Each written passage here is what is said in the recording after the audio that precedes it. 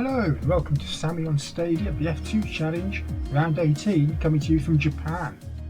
This is getting towards the end of the season. We've gone through the European races, and this Asian section of the series normally went through races like Korea, Japan, India. Nowadays it's only Japan left at the Suzuka circuit, one of the most iconic races in Formula 1. Let's go in and see what we can do.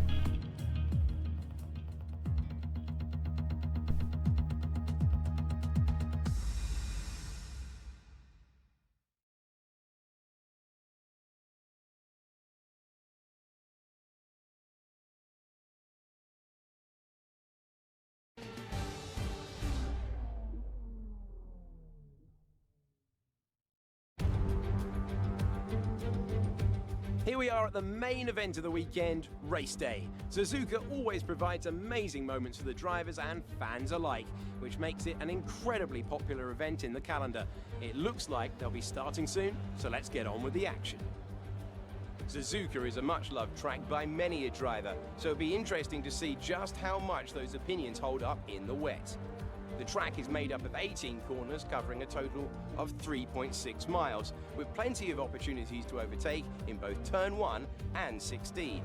Keeping in mind the current conditions, it's crucial the drivers err on the side of caution, especially during Sector 1.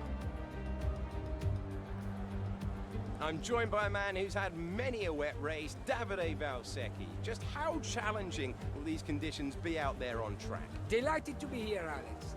Even in this weather, nothing will be easy for them. We may have standing water, which means visibility will be a worry. They just need to stay clear of the white lines and curbs. That can cause you a real problem when it's so slippery. As we're now moments away from the off, let's take a look at the grid order in which they'll start today's race. Nobuharu Matsushita lines up on pole position, and Louis Delatraz will line up alongside. Looking down the rest of the grid, we have Joe, Mazepin, Luca Giotto, and Latifi, De Vries, Sete Camara, Ilott, Sean Galea, Aitken, Schumacher, Juan Manuel Correa, and Raghunathan, Boschon, Hubert, Boccolacci, and Jordan King. Calderon and Giuliano Alesi starts from the back of the grid. And with lights out just moments away, it's time to go down to the track.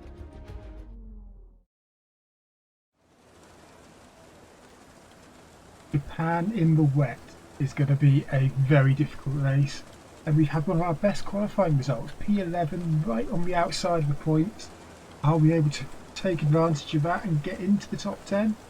Our wet race performance hasn't been great. We look back to France and Monza, where we've had very difficult races finishing towards the back, and I think even at the back in France. Car setup, it's a no-brainer, it's maximum downforce.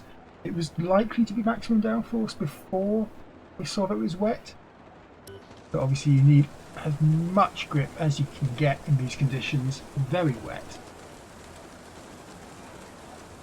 Now I think that's all we're going to do. Once again, these guys, absolutely top team, standing out here or kneeling down on the track, which is definitely not a dry track, with no umbrellas at all.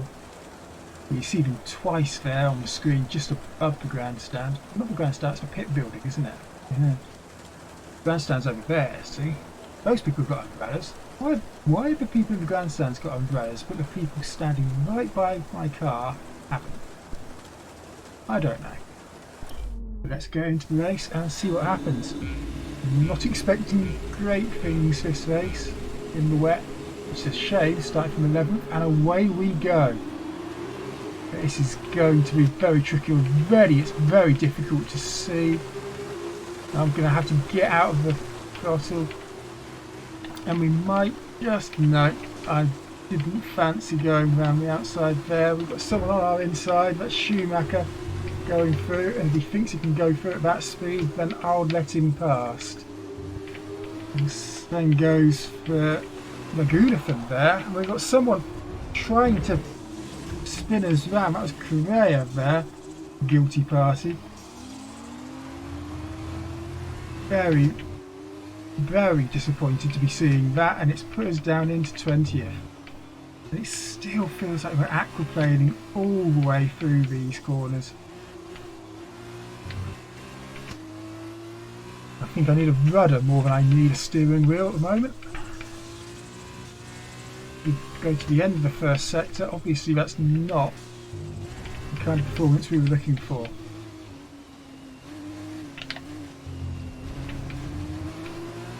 Little squirm there as I try and get on the power before having the car straight, which is a big no-no in these conditions.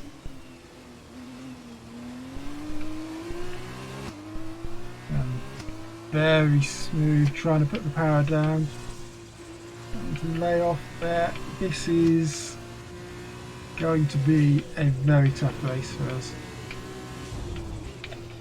It would have been slightly better if we hadn't been spun round in the first few corners.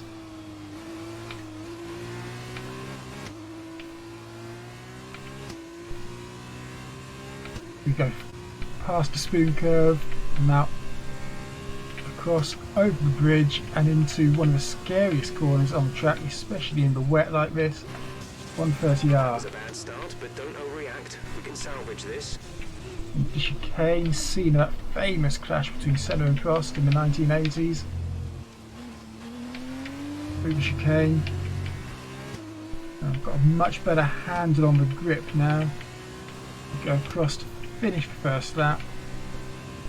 We go into turn 1, which is the scene of another great Senna Prost incident in the 1990s. I think that was actually 1990. This track having so many incredible moments.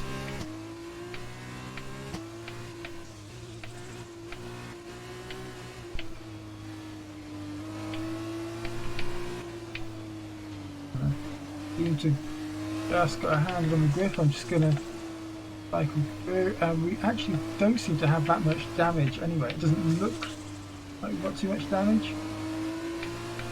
And the car display there showing we've got not completely green, but it's also very much not yellow, orange or red on that front wing, which took the brunt of the force. The tyre wear, their tyres aren't particularly a worry in these short 5-lap races.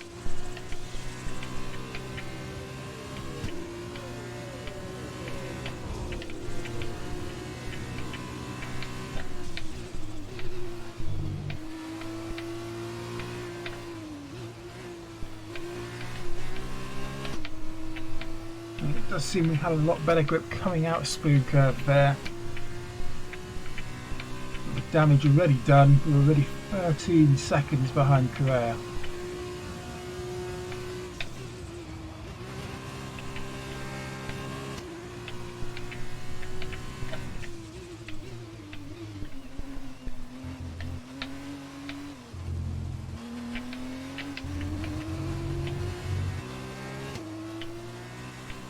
Trying to be very, very precise with where I position the car.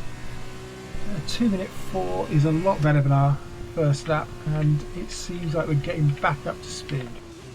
I don't think we'll be troubling the likes of Correa and Avesi, Calderon, which is a massive shame. After having such a great qualifying, we weren't able to even make it last for more than half the first lap after being spun out. After a string of good performances recently. In Belgium obviously had the problems at the start in the wet, which weren't our fault again. They had spun right in front of us. Russia, a good result in 8th.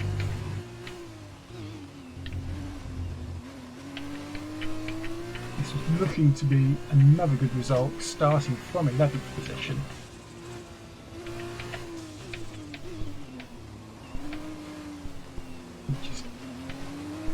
I'm unable to do it. Maybe I'll do a stream one day about how to drive in the wet, if I ever learn. Or maybe that'll be the stream, me learning how to drive in the wet.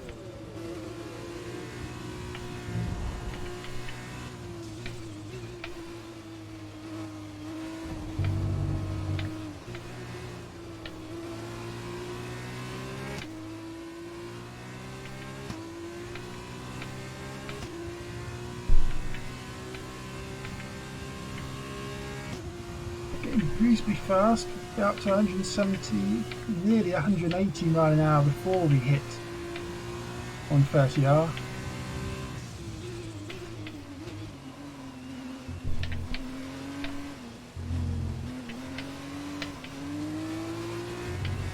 It's one of the most famous Japanese Grand Prix, as I very nearly lose it. And have visions of myself spearing that pit entry. Costs us a lot of time in the final sector there. But one of the most famous Japanese Grand Prix was obviously back in 1976 with Hunt and Lauda. That great film from a few years back now, with Chris Hemsworth playing James Hunt. Going into that was obviously not at Suzuka. Suzuka had been built but wasn't used as an F1 track until a few years later.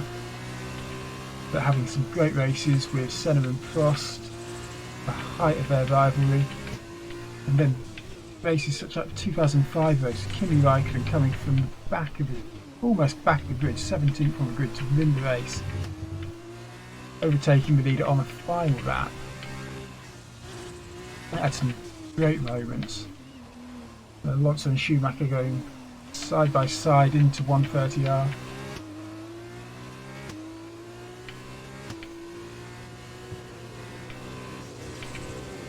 Also had its fair share of wet Grand Prix in Suzuka. 2014 was absolutely pouring with rain and was unfortunately the last race for Jules Bianchi after his horrific crash.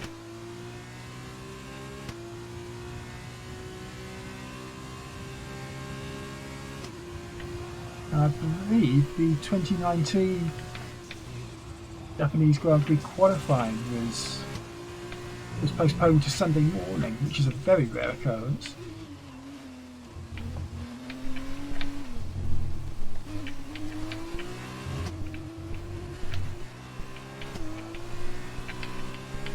A lot better through that final corner. This is your Go on to final lap of the race. Final lap of the race. As Jess says, 25 seconds behind Carrera. This again hasn't been a great race for us.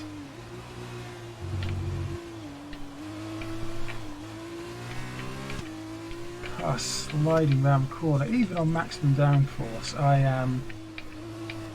You see, that's drifting. That's well, not drifting. Obviously, these cars don't drift; they slide out on the water. It just wasn't going to work.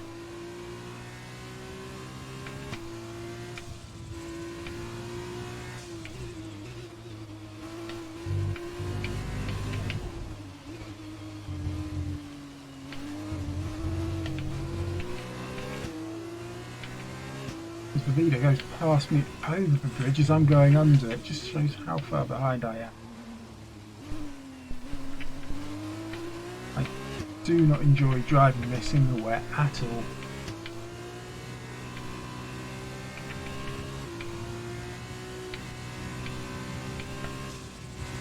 Matsushita takes fastest lap and the win.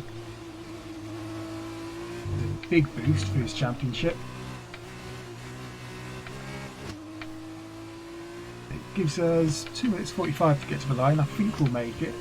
Having just come out of Spoon Curve and going over the bridge now.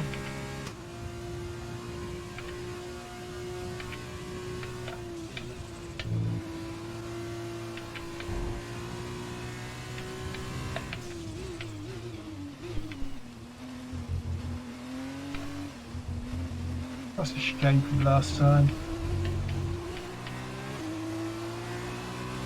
And out the final corner, it's a short run to the line.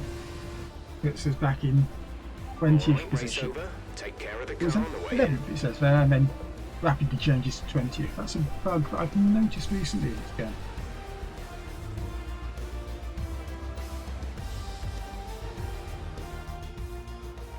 A great win then for the Carlin team today. Tell me, Davide, what was the key to this success? I think this race was won thanks to the tire management. You have to remember, it's not just about going as fast as you can. It's about consistency.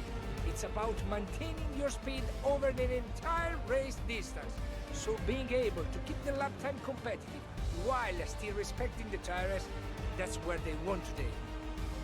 As we can see, it's time for the podium, and I can see the Carlin team underneath our commentary box going crazy as their driver walks out. It was a great win, and it means a great deal to this team.